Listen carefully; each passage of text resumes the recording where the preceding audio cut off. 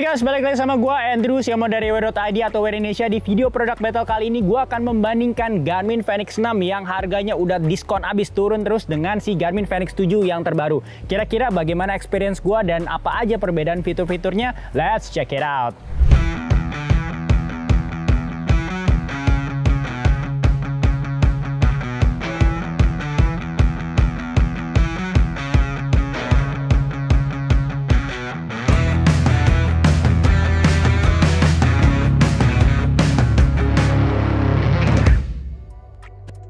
Sebelum lebih lanjut, gue mau kasih tahu nih, yang ada di tangan gue yaitu Garmin Fenix 7 Sapphire Solar. Sedangkan untuk si Garmin Fenix 6-nya itu adalah Garmin Fenix 6X Pro Solar. Memang gue sengaja memberikan perbandingan ini di tier yang paling teratas ya, karena gue langsung tampilin aja tabelnya. Baik Garmin Fenix 6 atau Garmin Fenix 7 itu semuanya memiliki kayak berbagai macam jenis lah. Ada yang versi standar, ada yang versi Sapphire Solar dan macam-macam. Jadi lu lihat aja tabelnya, dan kalau misalnya lu mau tahu kayak perbedaannya apa, mungkin bisa cek link di description box. Itu bisa lu langsung cek di situs wear.id untuk cari spesifikasinya. Oke, nah terkait video ini gue akan membagi dalam 3 part aja secara compact. Kenapa? Karena ini tujuannya untuk memberikan guidance ke lu, apakah lu cocok untuk stick dengan si Fenix 6 kalau misalnya lu udah punya Fenix 6, atau enggak misalnya lu baru pengen punya Fenix tapi kayak lu masih mempertimbangkan budget. Lu bisa tahu jadi apakah Fenix 6 ini masih kayak worth it atau enggak, atau memang lu mesti nabung lebih dikit lagi untuk beli yang Fenix 7. Oke, jadi part pertama gua akan langsung sebutin dan gua share experience gua terkait kayak fitur-fitur perbedaannya alias major difference-nya apa aja antara si Fenix 6X Pro Solar dengan si 7 Sapphire Solar ini. Dan yang kedua, langsung gua tes akurasinya, yaitu GPS accuracy dan heart rate accuracy-nya. Dan yang part ketiga, bagian terakhir verdict, adalah kesimpulannya. Oke, major difference yang pertama yaitu terletak pada screen-nya, di mana si Fenix 7 itu udah touchscreen, sedangkan si Fenix 6 itu masih menggunakan tombol. Walaupun si Fenix 7 tetap ada tombol ya, 3 di kiri, 2 di kanan, tapi touchscreen-nya itu akan terasa banget kalau misalnya lu lagi menavigasikan map-nya ya. Nah, jadi kalau misalnya lu mau geser-geser itu gampang banget kalau pakai Fenix 7. Cuman memang harus dijaga tangan lu jangan kayak terlalu basah. Pasti ada kayak slip-slipnya sedikit berdasarkan pengalaman gua. Nah, kalau si Fenix 6 pasti pada saat misal lu kayak lagi lari, gampang sih pencetnya, tapi pada saat lu harus mengetahui informasi lebih terkait peta atau enggak sekeliling lu, dan dimana itu harus kayak maju, mundur, atau enggak turun ke bawah, itu akan agak kayak lu gregetan pasti pada saat lu kayak pencet-pencet tombolnya. Tapi bukan berarti si Fenix 7 itu gue udah puas banget dengan touchscreen-nya pada saat menavigasikan mapnya. Menurut gue ada kurangnya, yaitu dimana ini belum bisa pinch and zoom gitu loh. Kalau misalnya kita di iPhone atau di HP kita kan suka bisa, ya udah kalau misalnya mau lihat lebih lanjut tinggal dibuka, di pinch, di zoom, itu gampang banget. Jadi bisa zoom in zoom outnya tinggal dicubit-cubit lah screen-nya. Nah, ini di Fenix 7 sayangnya belum bisa. Major difference yang kedua, sorry langsung masuk ke studio karena mendadak hujan, yaitu perbedaan teknologi satelit. Dimana kalau misalnya si Fenix 6, lu bisa lihat di sini, dia itu masih ya GPS plus Galileo, GPS plus GLONASS, GPS only gitu. Nah, sedangkan kalau misalnya yang ketujuh, dia itu yang patut dicatat ya, karena yang gua review ini yaitu yang versi Sapphire. Jadi dia ada yang versi satelit multiband-nya. Nah, di sini ada pilihannya udah beda nih, ada yang GPS only, ada all system, ataupun si all plus multiband gitu. Nah, nanti di bagian yang akurasi gue bakal bedain nih antara menggunakan satelit GPS yang biasa, yaitu maksudnya biasa itu GPS plus Galileo atau GPS plus GLONASS, dibandingkan dengan si all multiband. Kira-kira perbedaan akurasinya nanti lu langsung cek ke part 2 ya nanti ya. Tapi intinya perbedaan secara teknologi ini menurut gue sih yang paling menjadi unique selling point yang pembeda lah antara si Fenix 7 dengan si Fenix 6.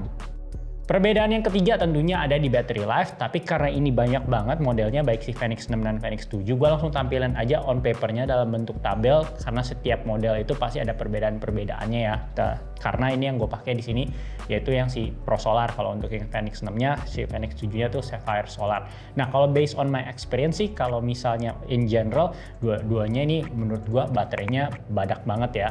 Tapi memang kalau misalnya si Fenix 7, kalau misalnya lu sering pakai olahraga menggunakan multiband GPS-nya, baterainya itu akan lebih cepat keserap gitu ya dibandingkan dengan kebetulan gue bandingin sama Fenix 6 kan ya. Nah itu akan lebih cepat keserap lah. Tapi in general kalau misalnya lu pakai kayak biasa-biasa, kedua-duanya ini sangat capable banget, apalagi buat kita ya lebih yang sifatnya recreational athlete, ini udah cukup banget menurut gue ya.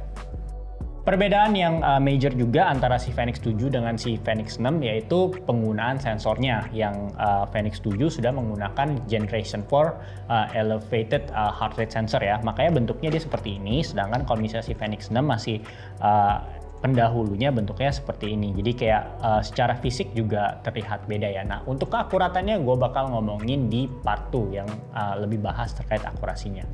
Selanjutnya yaitu keberadaan real time settings, yang dimana kalau misalnya di Fenix 6 itu lo kalau mau ganti-ganti semuanya itu kan di lewat jam ya, mungkin kadang ada terasa agak sulit untuk ganti-ganti kayak data fields atau kayak data screen, intinya perubahan pada jam itu dilakukan pada jam. Sedangkan kalau Fenix 7 itu sampai saat ini ya, pada saat ini dibuat baru si Fenix 7 yang bisa gonta-ganti itu langsung dari aplikasi Garmin Connect-nya. Sebenarnya sih udah agak ketinggalan zaman kalau dibandingin dengan si Coros ya, dimana kalau si Coros itu dari kapan tahu si Coros Pace 2-nya kalau lo mau gonta-ganti kayak data field gitu itu udah bisa dari si aplikasinya. Nah tapi nggak apa-apa, ini setidaknya si Garmin udah catch up, dimana jadi per Fenix 7 dan kayak jam-jam Garmin yang terbaru itu udah bisa setting via Garmin Connect, terus dia langsung nge-sync di Fenix 7-nya gitu.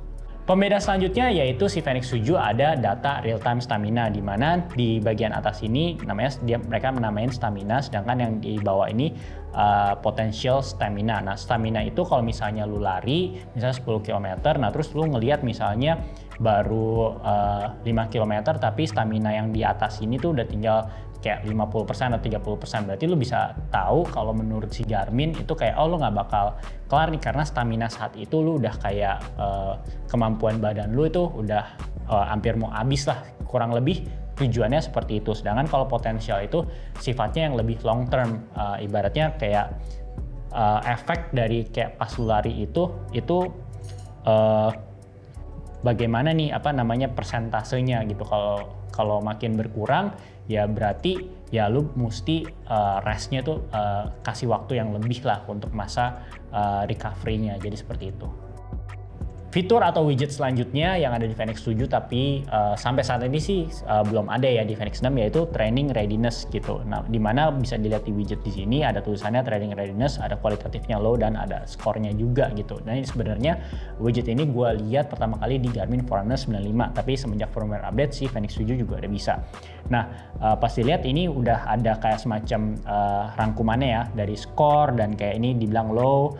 Terus ada juga dijelasin nih kenapa skornya kok bisa low seperti itu. Misalnya lu bisa baca less than optimal sleep and high stress lately have reduced your training readiness. Berarti belakangan tidur gue kurang berkualitas mungkin, dan kayak stress score gue juga buruk gitu ya.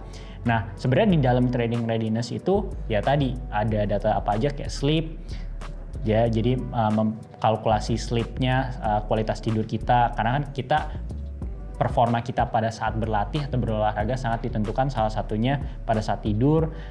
Terus kayak misalnya recovery time, dalam hal ini kebetulan recovery time-nya udah fully recovered. Terus ada HRV status, heart rate variability, bisa dilihat. Terus ada acute load. Terus ada sleep history, jadi nggak sleep yang baru kemarin aja gitu ya.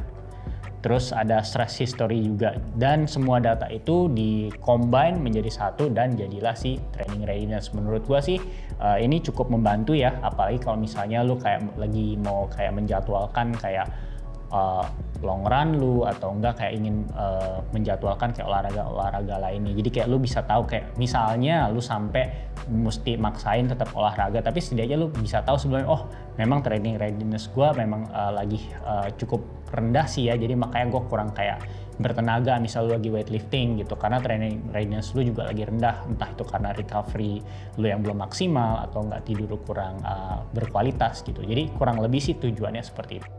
Fitur selanjutnya yang nggak ada di Fenix 6 tapi ada di 7 saat ini, yaitu fitur race calendar, di mana kalau misalnya lo ada lomba, misalnya 3 bulan lagi, tanggal 3 Maret misalnya, 3 Maret 2023. Nah, nanti suggestions-nya atau rekomendasi kan tiap kali kan kalau si Garmin nih kita mau lari, pasti kan ada daily suggestion. Nah, itu akan terpengaruh tuh dengan jadwal-jadwal lomba lu. Jadi kalau misalnya udah mau hari H, pasti nanti daily suggestion dari trainingnya itu nggak akan suruh lu mendadak long run di saat lu tinggal kayak 2 atau 3 hari lagi lu akan melakukan lomba dengan jarak yang cukup jauh, misalnya sebuah maraton gitu. Jadi nggak cuman untuk penjadwalan, tapi juga mempengaruhi rekomendasi Garmin agar lebih bijak lah pada saat mendekati hari H-nya, seperti itu. Nah, selanjutnya yang ada di Fenix 7 saat ini, tapi belum ada di Fenix 6 atau mungkin nggak ada sama sekali, yaitu fitur Health Snapshot. Health Snapshot, dimana kalau misalnya di Fenix 7 tinggal pencet kanan atas, dan di sini lu tinggal pas pada saat pakai, lu tinggal tunggu sampai 2 menit untuk dihitung secara keseluruhan, mulai dari HRV lu, terus kayak macam-macam lah, kayak heart rate, SpO2, itu semuanya akan dihitung selama 2 menit itu. Jadi lu bisa cek on demand gitu. Nah, sedangkan di Fenix 6 sampai saat ini sih belum ada. Part 2 sekarang kita mau ngomongin terkait akurasi ya. Kita mulai dengan si GPS accuracy, di mana gue udah coba lari beberapa kali, tapi gue kasih lihat lu 2 peta aja. Pertama-tama gue bakal kasih lihat lu peta ini kayak di kisaran sebuah danau ya, bentuknya semacam kayak loop gitu. Nah, lu bisa lihat di sini, ini gue menggunakan Google Earth ya. Google Earth-nya data GPX masing-masing jam itu gue pindahin ke Google Earth. Itu si Fenix 6 itu yang merah, sedangkan yang biru muda itu si Fenix 7-nya ya. Nah, kalau misalnya lu lihat dari kayak zoom out banget, mungkin kan ya mirip-mirip lah, bulat-bulat. Nah, tapi lu lihat deh di sini. Ini kayak kalau misalnya gua zoom gitu, lu bisa ngelihat kan ada jalur lari yang sebenarnya yang ditangkap oleh si Google Earth sama garis-garis GPS-nya. Ingat, yang merah itu si Fenix 6X Pro Solar ya dalam kasus ini, yang si biru muda itu si Sapphire Solar gitu. Nah, itu lu bisa ngeliat ya, kayak pas kayak kita zoom itu boleh dibilang secara overall, lu bisa ngeliat nih secara overall si Fenix 7 yang menggunakan multiband dibandingkan dengan yang si Fenix 6 yang menggunakan GPS plus Galileo, itu bisa lebih deket dengan jalurnya ya, atau enggak path lari gua gitu. Walaupun ya nggak exact sama kayak nempel, tapi lu bisa ngeliat secara overall nih di data gua itu lebih mendekati ke path larinya gua gitu ya, dibandingkan si Fenix 6X Pro Solar. Tapi bukan berarti si X Pro Solarnya jelek banget, nggak juga, karena menurut gua ya masih cukup oke lah, karena berdasarkan pengalaman gue masih ada beberapa jam di luar sana yang GPS-nya lebih mencongnya lebih jauh gitu. Jadi si Fenix 6 ini kalau menurut lo di data ini masih cukup oke, ya why not go for it. Nah, sekarang gue ada data kedua juga, di mana gue tetap menggunakan kedua jam ini, di mana di tempat yang agak berbeda, ini banyak lurusnya. Lu bisa lihat lagi-lagi kalau misalnya gue perbesar beberapa bagian, itu si Fenix 7 tuh agak lebih menempel ke arah si jalur yang gua lalui ya, dibandingkan si Fenix 6. Walaupun si Fenix 6 juga nggak melenceng jauh, lu bisa ngeliat secara visualisasinya gitu. Nah, untuk GPS akurasi sih menurut pendapat gua sebenarnya si Fenix 6 nggak ada masalah yang seperti apa, cuman memang sudah beda teknologi aja, udah beda generasi. Jadi tergantung keperluan lu. Kalau menurut lu dengan lu lari di sekitar rumah, kualitas dari si Fenix 6X Pro Solar yang barusan gua kasih lihat nih hasilnya udah cukup oke, nggak masalah juga. Tapi kalau misalnya lu bener-bener pengen kayak next level presisinya, mungkin lu bisa cek juga si Fenix 7. Ingat yang Sapphire ya, yang punya multiband, karena itu bedanya di situ. Oke, nah itu untuk akurasi GPS. Selanjutnya, gue bakal kasih lihat lu salah satu session lari gue untuk membandingkan heart rate accuracy. Seperti biasa untuk heart rate accuracy gue menggunakan si Polar H10 yaitu heart rate monitor yang gue jadikan sebagai benchmark ya. Jadi semakin data dari Fenix 7 atau Fenix 6 yang gue pakai ini untuk ngetes semakin mendekati data dari Polar H10, kita asumsikan itu yang paling tepat ya gitu. Karena Polar H10 itu terkenal sebagai kayak golden standardnya lah. Nah, lu bisa ngeliat di sini kayak ada grafiknya, di mana sebenarnya cukup stabil ya semuanya, nggak terlalu ada yang spike jauh banget. Tapi kalau misalnya lu lihat beberapa data dari si Fenix 6 itu ada yang beberapa kali spike gitu ya. Jadi oke, apa verdiknya atau kesimpulannya? Kita mulai dulu dengan plus minus si Fenix 7. Pertama-tama kalau misalnya si Fenix 7 plusnya yang gue apresiasi banget yaitu si multibandnya, karena lu bisa ngeliat tadi gue udah kasih lihat ke lu juga yaitu akurasinya dan kayak data GPS-nya itu lebih rapi. Jadi gue yakin sih secara keakuratannya seiring berjalannya waktu juga firmware update-nya akan di-update akan semakin baik, prediksi gue. Dan kalau ngomongin firmware update pastinya karena ini produknya lebih baru dirilis tahun 2022, dia akan mendapatkan firmware update yang bisa mengunlock fitur-fitur baru di kemudian hari. Contohnya aja pada saat video ini dibuat, mereka tuh lagi ada yang alpha version firmware update yang nggak terbuka untuk publik tapi lu bisa akses di Garmin Forum yang bisa mengenable wrist-based power meter ya. Nah, itu sih menurut gua menarik. Kenapa kalau misalnya lu saat ini pengen pilih si Fenix 7. Dan yang lainnya juga yaitu adanya si fitur touchscreen. Walaupun gua nggak pakai touchscreen-nya setiap hari, gua kombinasi pakai, tapi akan sangat terpakai kalau misalnya lu bener-bener suka berselancar di map, karena kalau pakai button itu jujur agak susah, walaupun memang tangan lu jangan kayak terlalu basah-basah juga pada saat menggunakan touchscreen-nya ya gitu. Nah, sedangkan bagaimana dengan kekurangannya nih si Fenix 7? Obviously pastinya price point-nya itu masih cukup tinggi karena dia juga baru dirilis tahun ini pada video ini dibuat 2022.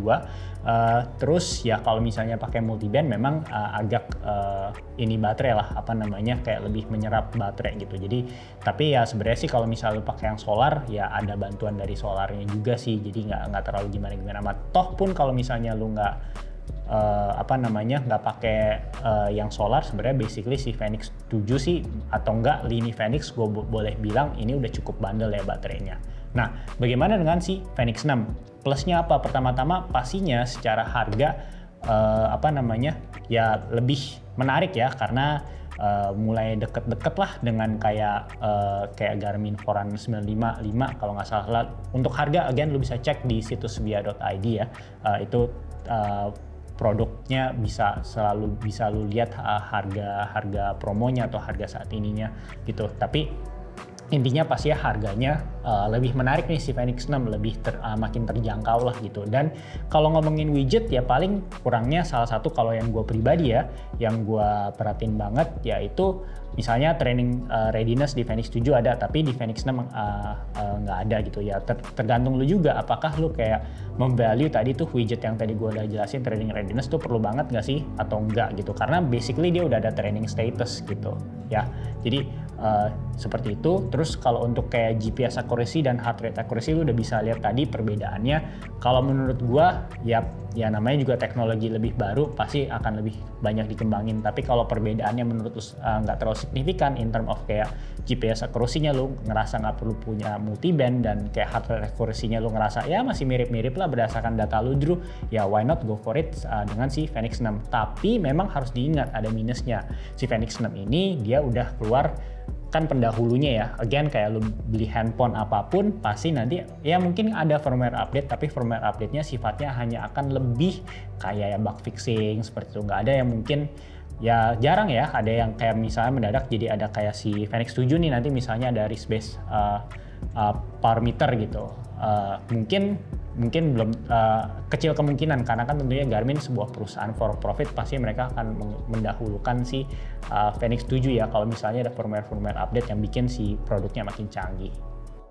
Oke, sekian dulu aja produk battle kali ini antara si Garmin Fenix 7 di mana gue pakai si Solar Sapphire untuk keperluan demonstrasi ini dan si Fenix 6 X Pro Solar. Nah, kalau misalnya lo ada pertanyaan, jangan sungkan-sungkan tulis di kolom komentar atau DM di Instagram @WearIndonesiaOfficial, dan jangan lupa juga lo, kita udah ada TikTok, jangan lupa di follow di @WearIndonesiaOfficial. Dan kalau misalnya lo suka dengan format yang gue lagi eksperimen nih, di mana produk battle-nya gue bikin lebih compact, langsung tulis di kolom komentar juga ya. Jadi gue bisa selalu membahas produk-produk di Wia dengan cara yang lebih kalian suka gitu. Oke, thank you, dan jangan lupa untuk selalu support. Kalau misalnya mau support lebih lagi dari sekedar like dan share, bisa juga dengan membeli produk-produk yang gue udah bahas, tentunya hanya di situs wia.id. Thank you and until next time.